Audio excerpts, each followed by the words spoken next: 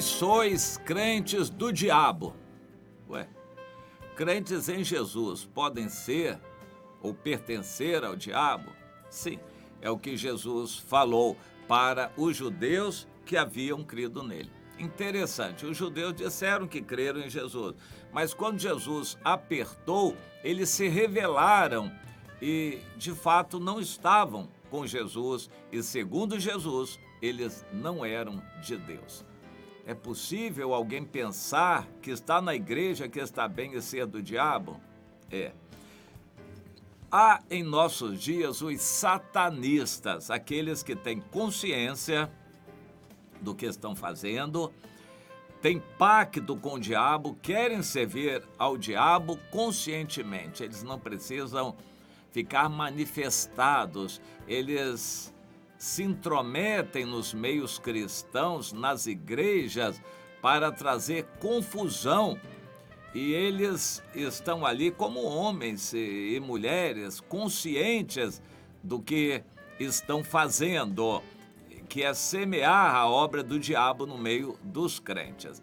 Mas eu não me refiro a esses, eu me refiro aos crentes legalistas, que em geral são fundamentalistas, as coisas estão relacionadas, eles se baseando na Bíblia, não aceitam, claro, a orientação do Espírito Santo, eles tiram suas conclusões, seguem suas orientações, em geral passadas, das denominações que eles seguem, e baseados naquelas orientações, eles interpretam todos os textos da Bíblia à luz da sua maneira de ver. Você quer um exemplo? Hoje existem muitos chamados testemunhas de Jeová. Eles têm um trabalho de ir de casa em casa catequizando crentes, principalmente crentes. O objetivo deles é mostrar dentro da ótica deles, da interpretação deles, aquelas interpretações lá do Russell, eles querem mostrar dentro da ótica deles os textos da Bíblia para convencer. Eles não falam de conversão, de novo nascimento, isso não existe para eles. É convencer as pessoas de que eles estão certos, recitando aqueles textos e aquelas interpretações. Para nós evangélicos, não há dúvida nenhuma de que todos eles estão servindo ao diabo. As testemunhas de Jeová, não há dúvida para os evangélicos que eles estão seguindo ao diabo, que distorceu a Bíblia deles para retirar da Bíblia deles toda menção a Jesus como sendo Deus. Para eles, Jesus não é Deus. Tirando Jesus como Deus do centro da Bíblia, o resto fica inócuo. Uma Bíblia morta, digamos assim, é a que eles adotam e que é usada como pretexto para levar as pessoas para a sua religião, evidentemente longe da salvação, longe de Jesus. Eu estou citando um exemplo que é unânime para os evangélicos, que vão concordar comigo 100%. Mas acontece que não são só as testemunhas de Jeová. Existem outros grupos chamados evangélicos que estão mais ou menos da mesma maneira. Eles estão seguindo o dinheiro, estão seguindo o poder humano, estão praticando uma religião, mas não agradando a Deus. Você, quando pensa no que tem acontecido no mundo, muitos países, o comunismo veio na Rússia e massacrou cristãos. Eram cristãos nominais, acomodados e que não nasciam de novo, a não ser raros desses, raríssimos deles. Na China aconteceu a mesma coisa. O evangelho que tinha sido levado no século anterior, e homens como Hudson Taylor e outros missionários que pregaram, muitos se converteram, o evangelho estava mais ou menos acomodado na China quando veio o comunismo e incomodou os cristãos, matou a maioria com a permissão de Deus. Os poucos que sobraram, junto com o Otmani, que é um bom exemplo, se organizaram em igrejas subterrâneas, resistiram ao comunismo, cresceram e hoje eles se tornaram a maior igreja cristã do mundo. A China tem cerca de 300 milhões de cristãos, digamos assim, aproximadamente verdadeiros. Mas essa história tem se repetido. Os ataques terroristas dos muçulmanos são muito mais contra coisas visíveis. Eles não conseguem atacar a fé guardada no coração de uma pessoa. Então eles atacam um templo, eles destroem uma escola cristã, um templo cristão. Eles atacam indistintamente católicos, protestantes, evangélicos, pentecostais. Eles atacam todo tipo de manifestação visível do cristianismo. Mas o cristianismo verdadeiro não é visível, está dentro de nós. Na China está uma mania hoje do governo de destruir cruzes colocadas sobre templos cristãos.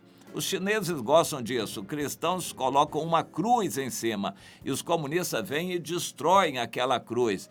Eles ficam ofendidos com aquele símbolo, mas eles não conseguem tirar Jesus do coração dos cristãos verdadeiros.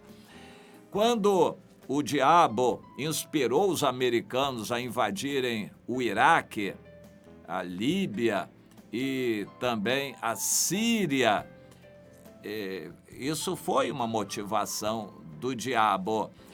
E isso despertou os grupos muçulmanos para atacar aqueles cristãos em todos esses países que estavam acomodados. Havia um grupo razoavelmente grande de cristãos no Iraque e muito maior na Síria, onde o evangelho começou fora de Israel, com Antioquia, do apóstolo Paulo e do Barnabé. Sim, Antioquia, que é Alepo, está dentro da Síria. Pois é, a Síria tinha, em consequência do evangelho no início, uma quantidade razoável, grande, de cristãos que foram atacados. Na guerra da Síria morreram 500 mil pessoas, uma grande parte deles de cristãos foram atacados. Deslocados de suas casas, expulsos de suas cidades, 5 milhões, a maioria cristãos. Deus permitiu os cristãos acomodados serem sacudidos. Deus quer sacudir esses cristãos acomodados no Brasil também.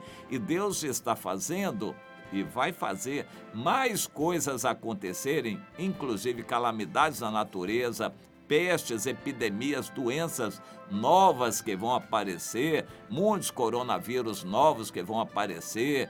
E tudo isto Deus está fazendo para despertar os cristãos acomodados. Eu quero citar para você João 8,44. Depois de Jesus dizer aos judeus que tinham crido nele: se vocês crerem em mim verdadeiramente, vocês serão livres. A verdade vai libertar vocês. Mas eles começaram a discutir: mas nós já somos da verdade, nós já somos religiosos, nós já somos de Deus.